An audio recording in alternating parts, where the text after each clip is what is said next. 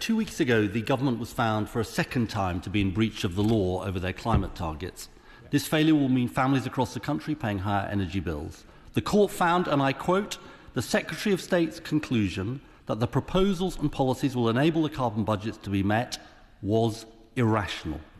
Now, last time, they claimed their breach of the law was just on a technicality. What's her "dog ate my homework" excuse this time?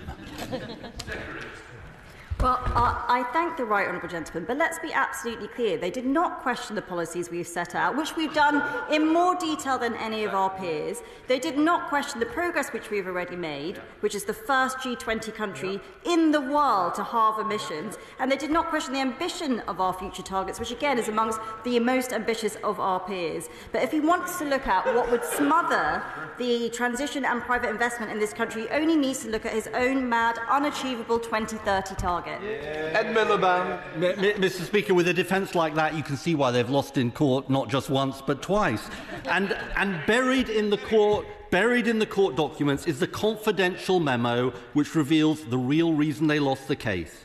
Because officials were telling ministers they had low or very low confidence that fully half of their carbon reductions would actually be achieved. That's why they were found unlawful. So while she comes to the House each month with her complacent nonsense, the court judgment exposes the truth. The government's way off track. It's abysmally failing to meet the climate emergency and pushing up bills for families as a result.